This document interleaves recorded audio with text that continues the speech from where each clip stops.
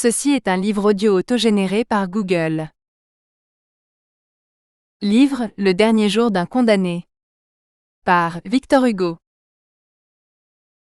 Préface de 1832.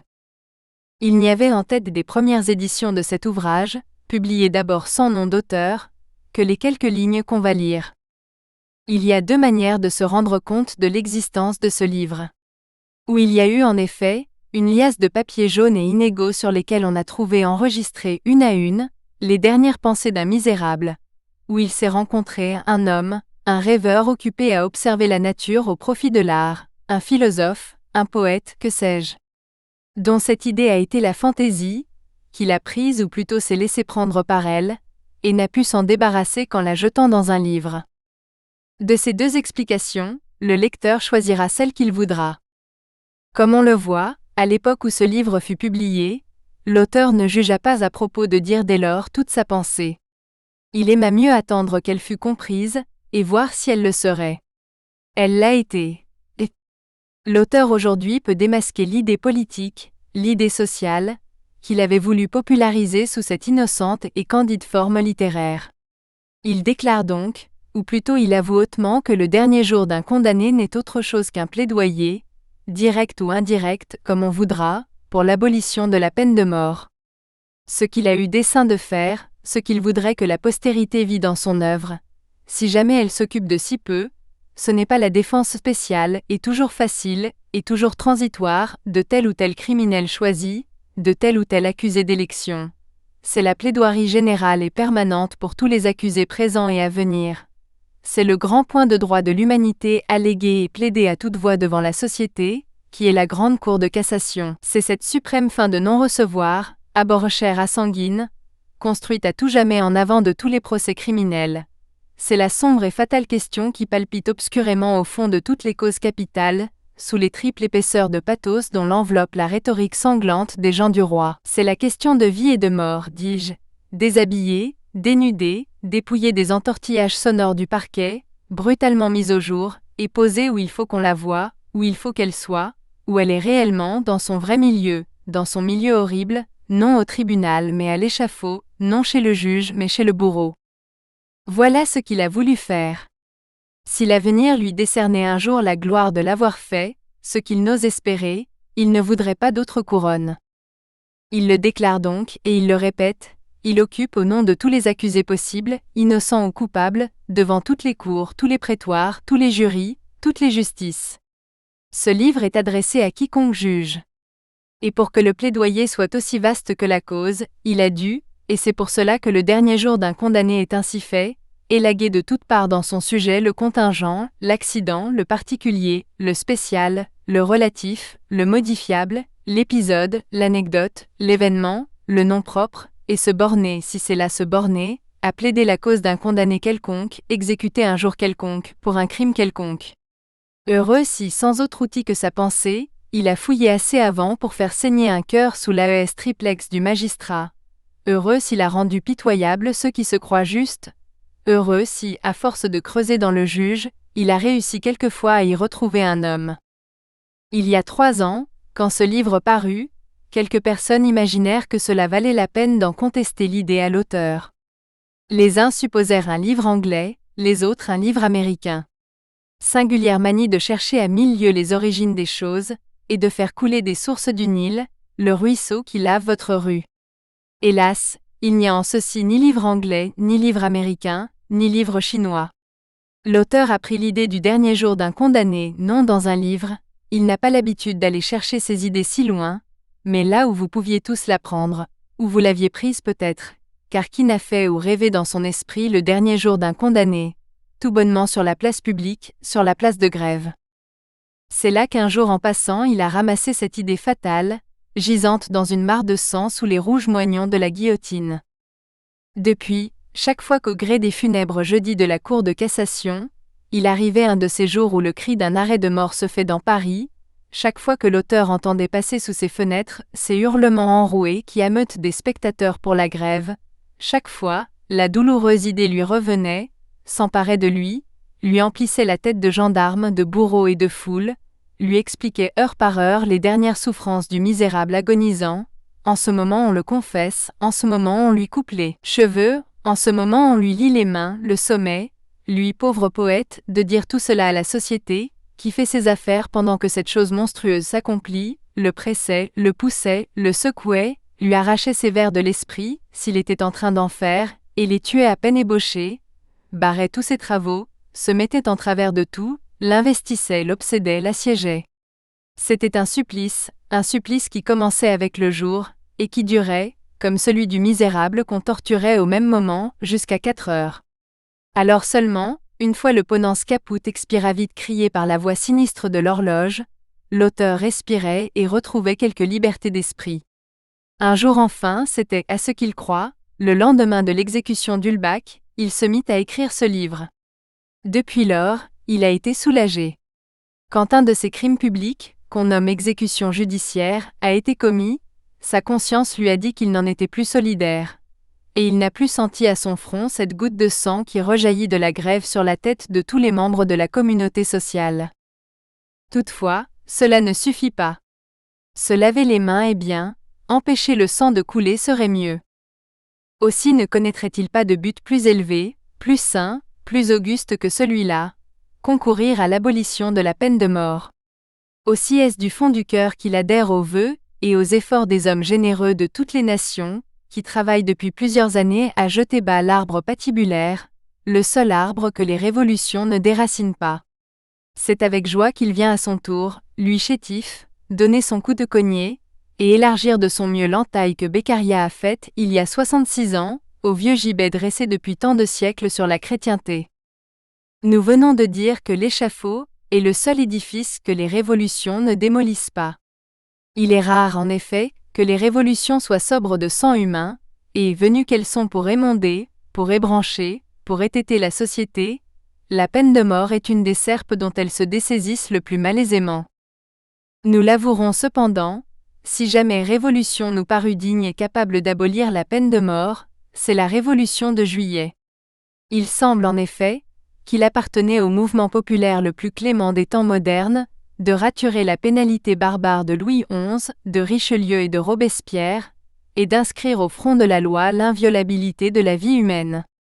1830 méritait de briser le couperet de 93. Nous l'avons espéré un moment. En août 1830, il y avait tant de générosité dans l'air, un tel esprit de douceur et de civilisation flottait dans les masses. On se sentait le cœur si bien épanoui par l'approche d'un bel avenir, qu'il nous sembla que la peine de mort était abolie de droit, d'emblée, d'un consentement tacite et unanime, comme le reste des choses mauvaises qui nous avaient gênés. Le peuple venait de faire un feu de joie des guenilles de l'Ancien Régime. Celle-là était la guenille sanglante. Nous la crûmes dans le tas. Nous la crûmes brûlée comme les autres. Et pendant quelques semaines, confiants et crédules, nous eûmes foi pour l'avenir à l'inviolabilité de la vie, comme à l'inviolabilité de la liberté. Et en effet 2 mois s'étaient à peine écoulés, qu'une tentative fut faite pour résoudre en réalité légale l'utopie sublime de César Bonezana. Malheureusement, cette tentative fut gauche, maladroite, presque hypocrite, et faite dans un autre intérêt que l'intérêt général. Au mois d'octobre 1830, on se le rappelle, quelques jours après avoir écarté par l'ordre du jour la proposition d'ensevelir Napoléon sous la colonne, la Chambre tout entière se mit à pleurer et à bramer. La question de la peine de mort fut mise sur le tapis, nous allons dire quelques lignes plus bas à quelle occasion. Et alors il sembla que toutes ces entrailles de législateurs étaient prises d'une subite et merveilleuse miséricorde. Ce fut à qui parlerait, à qui gémirait, à qui lèverait les mains au ciel.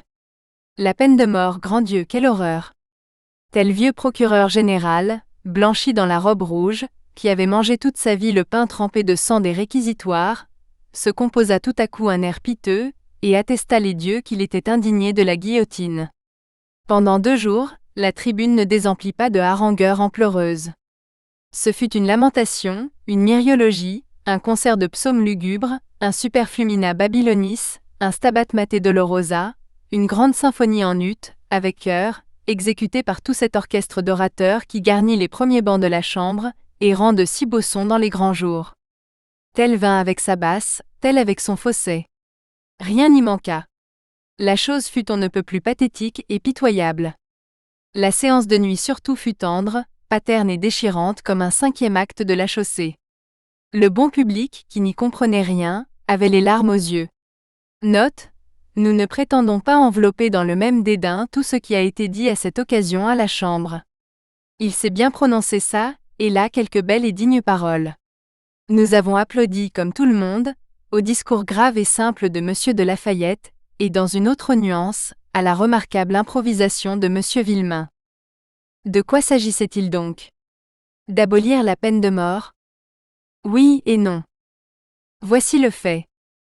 4 hommes du monde, 4 hommes comme il faut, de ces hommes qu'on a pu rencontrer dans un salon, et avec qui peut-être on a échangé quelques paroles polies. 4 de ces hommes, dis-je, avaient tenté dans les hautes régions politiques un de ces coups hardis que Bacon appelle crime, et que Machiavel appelle entreprise. Or, crime ou entreprise, la loi brutale pour tous punit cela de mort. Et les 4 malheureux étaient là, prisonniers, captifs de la loi, gardés par 300 cocardes tricolores sous les belles ogives de Vincennes. Que faire et comment faire? Vous comprenez qu'il est impossible d'envoyer à la grève, dans une charrette, ignoblement liée avec de grosses cordes, dos à dos avec ce fonctionnaire qu'il ne faut pas seulement nommer, 4 hommes comme vous et moi, 4 hommes du monde. Encore s'il y avait une guillotine, en acajou. Et, il n'y a qu'à abolir la peine de mort. Et là-dessus, la Chambre se met en besogne. Remarquez, messieurs, qu'hier encore vous traitiez cette abolition d'utopie, de théorie, de rêve, de folie, de poésie. Remarquez que ce n'est pas la première fois qu'on cherche à appeler votre attention sur la charrette, sur les grosses cordes, et sur l'horrible machine écarlate, et qu'il est étrange que ce hideux attirail vous saute ainsi aux yeux tout à coup. Bah! C'est bien de cela qu'il s'agit. Ce n'est pas à cause de vous, peuple, que nous abolissons la peine de mort, mais à cause de nous, députés qui pouvons être ministres. Nous ne voulons pas que la mécanique de guillotin morde les hautes classes. Nous la brisons. Tant mieux si cela arrange tout le monde, mais nous n'avons songé qu'à nous. Ucalégon brûle. Éteignons le feu. Vite, supprimons le bourreau, biffons le code. Et c'est ainsi qu'un alliage d'égoïsme altère et dénature les plus belles combinaisons sociales. C'est la veine noire dans le marbre blanc. Elle circule partout, et apparaît à tout moment à l'improviste sous le ciseau. Votre statut est à refaire. Certes, il n'est pas besoin que nous le déclarions ici, nous ne sommes pas de ceux qui réclamaient les têtes des 4 ministres. Une fois ces infortunés arrêtés, la colère indignée que nous avait inspiré leur attentat s'est changée chez nous comme chez tout le monde, en une profonde pitié. Nous avons songé aux préjugés d'éducation de quelques-uns d'entre eux, au cerveau peu développé de leur chef, relapse fanatique et obstiné des conspirations de 1804, blanchis avant l'âge sous l'ombre humide des prisons d'État, aux nécessités fatales de leur position commune, à l'impossibilité d'enrayer sur cette pente rapide où la monarchie s'était lancée elle-même à toute bride, le 8 août 1829, à l'influence trop peu calculée par nous jusqu'alors de la personne royale, surtout à la dignité que l'un d'entre eux répandait comme un manteau de pourpre sur leur malheur. Nous sommes de ceux qui leur souhaitaient bien sincèrement la vie sauve, et qui étaient prêts à se dévouer pour cela. Si jamais, par impossible, leur échafaud eût été dressé un jour en grève, nous ne doutons pas, et si c'est une illusion nous voulons la conserver, nous ne doutons pas qu'il n'y eût eu une émeute pour le renverser, et celui qui écrit ces lignes eût été de cette sainte émeute. Car il faut bien le dire aussi dans les crises sociales, de tous les échafauds, l'échafaud politique est le plus abominable, le plus funeste, le plus vénéneux, le plus nécessaire à extirper. Cette espèce de guillotine-là prend racine dans le pavé, et en peu de temps repousse de boutures sur tous les points du sol. En temps de révolution, prenez garde à la première tête qui tombe. Elle met le peuple en appétit.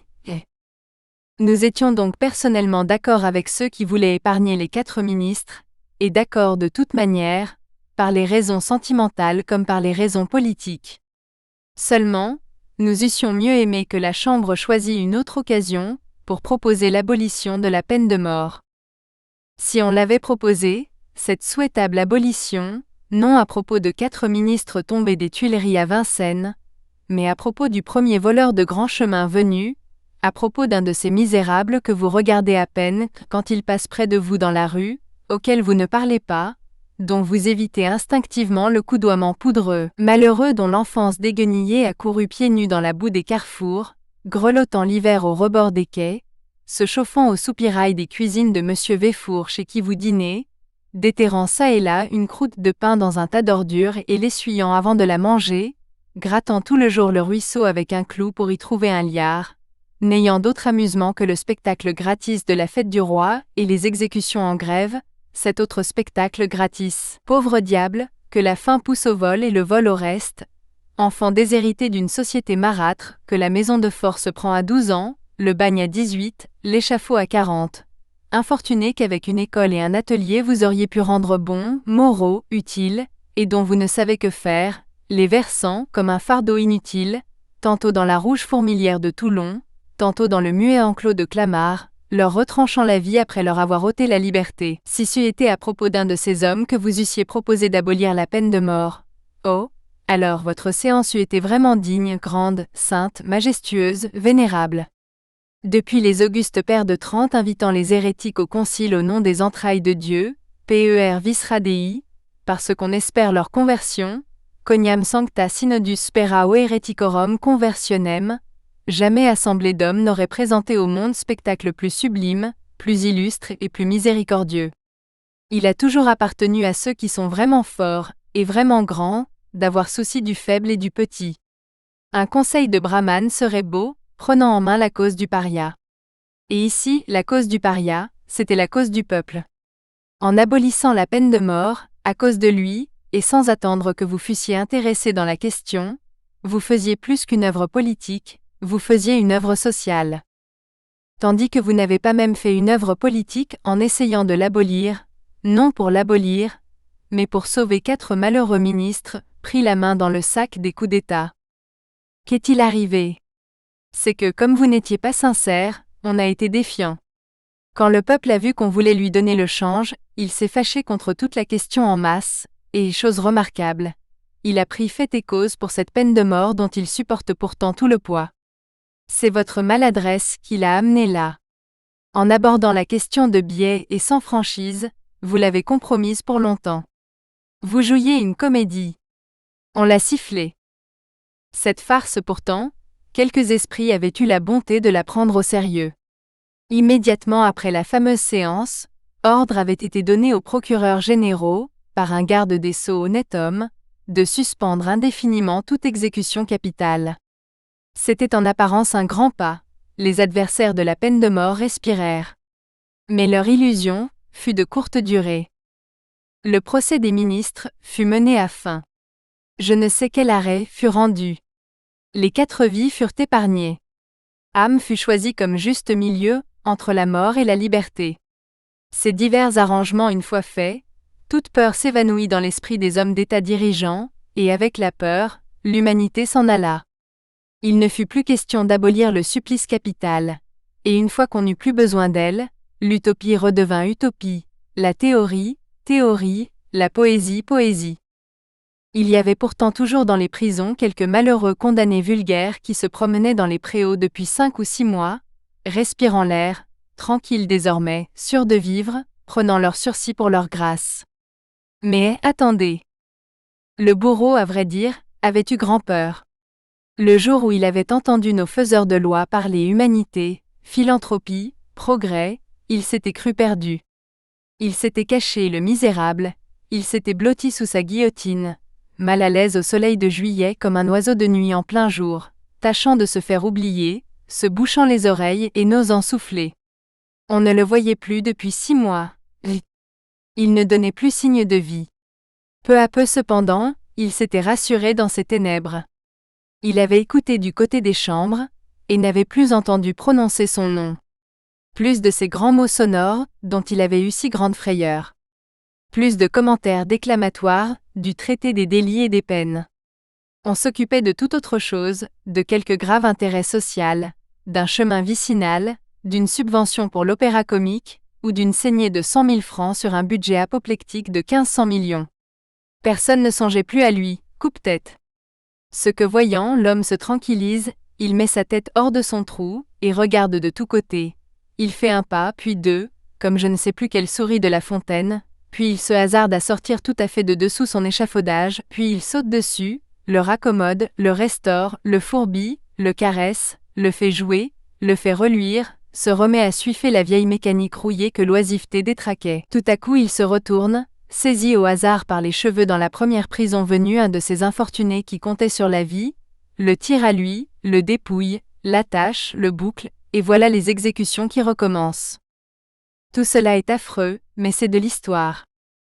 Oui, il y a eu un sursis de 6 mois accordé à de malheureux captifs, dont on a gratuitement aggravé la peine de cette façon en les faisant reprendre à la vie.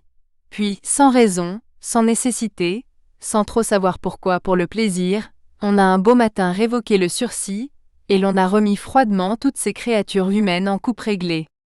Et mon Dieu, je vous le demande, qu'est-ce que cela nous faisait à tous que ces hommes vécussent? Est-ce qu'il n'y a pas en France Nous espérons que vous avez apprécié cet aperçu. Pour continuer à écouter ce livre audio sur Google Play Livres, utilisez le lien dans la description de la vidéo.